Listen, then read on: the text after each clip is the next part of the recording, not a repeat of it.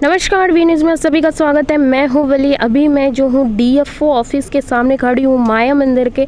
जैसे कि मैं कह दूँ कि काला पहाड़ 27 में जैसे कि कहा गया था कि वहाँ पर जो है कटाई की गई है आदिवासियों को, 4 परिवार का, और करीबन 3,500 पेड़ जो है काटा गया, सुपारी का जो फलता वाला पेड़, और उसके साथ साथ कई सारे केले पेड़, बगीचा, वो सब भी काटा गया। जिसके बाद वहाँ के लोग और आदिवासियों को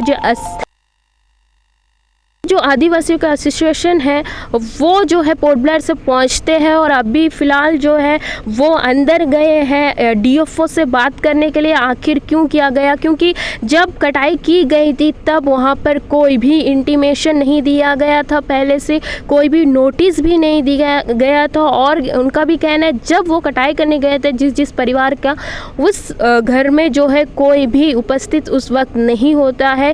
जिसके बाद जो है वो लोग वो पूरा कटाई करते हैं, और अभी जो है उस गांव से सारे लोग, उनके सपोर्टर्स सब जो है यहाँ पर आ चुके हैं। आप देख सकते हो सुबह से जो है डीएफओ ऑफिस के सामने कड़ी बारिश होते हुए यहाँ खड़े हुए हैं, और जो है अभी अंदर गए हैं, उसके बाद बाहर आएंगे और बताएंगे कि आखिर क्या चल रहा है, और उसके बाद हम भी उनसे बात करेंगे। क्योंकि एक प्रोसीजर होता है कि जब कटाई करते हैं उस फॉरेस्ट डिपार्टमेंट का जिम्मेदारी होती है पहले उनको इंटीमेशन करना, उनसे बात करना, सेकंड फिर उनसे जाके मिलना, थर्ड जो है गांव वाले के साथ जो है मिलकर रेंजर को भी बात करना होता है, डीएफओ को बात करना होता है, उसके बाद ऐसा प्रोसीजर कर सकते हैं। लेकिन चलिए अभी बाहर आए हैं और हम जानते हैं कि आखिर अंदर क्या बातचीत हुआ है, और भाई हमारे साथ जो है सेबेस्टियन जी जुड़े हैं, उनसे बात करते हैं। सर, अंदर क्या हुआ?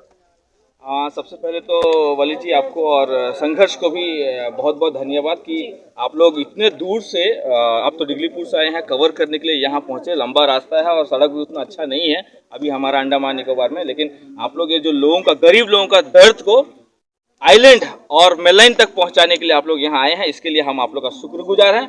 और हम लोग का क्या बात हुआ, हमारे साथ में हमारा रांची स्टेशन का जनरल सेक्रेटरी एडवोकेट प्रकाश मिंज हैं, और मैं चाहूँगा पहले वो आपसे मीडिया से मुखातिब हो जाए, उसके बाद मैं बात करता हूँ। प्रकाश भैया। प्रकाश जी बताइए क्या हुआ है? बहुत बहुत धन्यवाद। सबसे पहले तो हमारे यूट्यूब चैनल्स को बहुत बहुत धन्यवाद कि काफ़ी दूर से आप लोग हमारे लोगों का दर्द समझ के यहाँ पे आए। जो बर्बरता हुई और जो अमानवीय घटना हमारे लोगों के साथ हुई कि हमारे काला पहाड़ के 27 किलोमीटर में हमारे 5 या 6 परिवारों का जो सुपारी पेड़, फलता फूलता सुपारी पेड़ को फॉरेस्ट डिपार्टमेंट के कुछ बाबू लोग जाकर के वहाँ काट दिए। काटने की वजह से क्या हुआ कि आज उनका परिवार रोड में आ गया है, क्योंकि वही उसका जीने का आसरा था। जो केला पेड़ है, केला पेड़ आप लोग सभी जानते हैं, हम लोग सब केला पेड़ गाड़ के वहाँ से जो है तरकारी केला या फिर लोकल केला या फिर राजा केला, ये सब केला बिक्री करके ही हमारा रोजी रोटी चलता था। उससे भी बड़ा बात, वो जो सुपारी पेड़ जो गाड़ा है जिससे हमारा रोजी रोटी का मेन साधन था, उसको भी काट दिया गया। तो मैं समझता हूँ कि वो परिवार अभी 30 साल पीछे आ गया। तो जो बाबू जो घटना किया है इसके बारे में ना पीसीएस को जानकारी था ना हमारे डीएफओ साहब को जानकारी था, लेकिन उनका बोलने का मतलब है कि जो बाबू है उनको ड्यूटी ऑलरेडी दिया जाता है, बीट ऑफिसर के नाते वो एक्शन ले सकता है, लेकिन फ्रेश जगह में करने से। लेकिन ये तो पुराना जगह में है, फ्रेश जगह में करने से एक्शन लेना समझ में आता है। लेकिन जो हिसाब से हमारे लोगों ने बताया कि जो सुपारी पेड़ है 8 साल 10 साल हो गया बड़ा हुआ, फ्रेश जगह और 10 साल में फर्क होता है कि नहीं होता? 10 साल में जो सुपारी बगीचा बढ़ता है और नया जो सुपारी बगीचा होता है वो दोनों में फर्क है। तो फॉरेस्ट डिपार्टमेंट का कहना बिल्कुल सही है कि सुप्रीम कोर्ट में जो स्टेटस को लगा है यथा स्थिति रहने के लिए, कि जो लोग जितना इंक्रोचमेंट करके बैठे हैं जो जमीन में और जहां में अपना रोजी रोटी चला रहे हैं, बगीचा जीविका उपार्जन कर रहे हैं, प्लस घर जो बना के रह रहे हैं, वो सुप्रीम कोर्ट का स्टेटस को है कि जैसा है वैसे ही रहने दिया जाए। फर्दर जो सुप्रीम कोर्ट का जब आएगा तब क्या होगा, फॉरेस्ट डिपार्टमेंट एक्शन लेगी।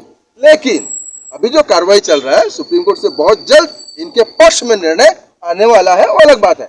लेकिन हमारा जो फॉरेस्ट डिपार्टमेंट से यही गुजारिश है कि हम जो कोऑपरेट करेंगे कि हमारे लोग नया जगह में इंक्रोचमेंट नहीं करेंगे। तो आप भी जो फलता फूलता हुआ पेड़ है उसको मत काटिए।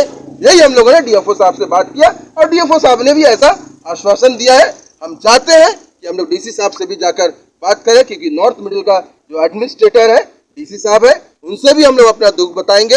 जो घटना हुआ है, हम नहीं चाहते कि आज 4 लोगों के साथ हुआ, कल 40 लोगों के साथ होगा, कल को 400 लोगों के साथ होगा, फिर बाद में 4000 लोगों के साथ होगा। क्योंकि ऑस्टिन 2 से लेके पैलून तक, श्रीनगर तक, बर्माचार तक, बीच डेरा तक, लगभग यहाँ पे जो भी हमारे फॉरेस्ट में रहने वाले लोग हैं, इनका लगभग 70 से 80 साल हो चुका है। अगर हम लोग फॉरेस्ट एक्ट में जाएंगे तो इसका तीसरा जनरेशन आ रहा है और बहुत जल्दी इसका तीसरा जनरेशन के हिसाब से इनको जगह मिलना चाहिए, ये सुप्रीम कोर्ट बोला है। और ये जो है फॉरेस्ट एक्ट के तहत ही कार्रवाई होगा। जैसा आपने कहा सर, जो नुकसान हुआ है उसके ऊपर क्या बातचीत हुई है? देखिए, जो नुकसान हुआ है वो तो बहुत भारी नुकसान हुआ है, लेकिन अब साहब का कहना है कि जो बीत गई सो बात गई। ये क्या संभव है? जो बीत गई सो बात गई। साहब बोलते हैं कि जो हो गया सो हो गया, उसको छोड़ दो।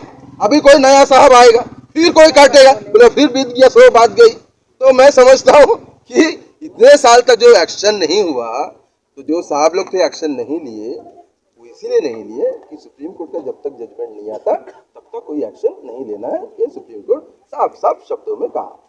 दूसरा बात है, साहब बोले हैं कि कॉपरेट करेंगे। अब देखना यह है कि कब तक कॉपरेट करेंगे। 2 दिन पहले तक तो कॉपरेट नहीं किए थे, लेकिन आज आश्वासन दिया है। लोग हमारे थे, सब सुने, हर एक बस्ती के लोग थे, सभी ने सुना है, आश्वासन दिया है कि आप अपना तरफ से सपोर्ट कीजिए, यानी कि नया इंक्रोचमेंट मत कीजिए। हम जो पुराना इंक्रोचमेंट है, हम आश्वासन देते हैं कि हम लोग नहीं काटेंगे। ऐसा साहब का आश्वासन था हमारे पब्लिक और उनके जो ऑफिसर्स थे, एसीएफ मैडम और रेंजर मैडम के समक्ष ऐसा आश्वासन हमारे डीएफओ साहब ने दिया।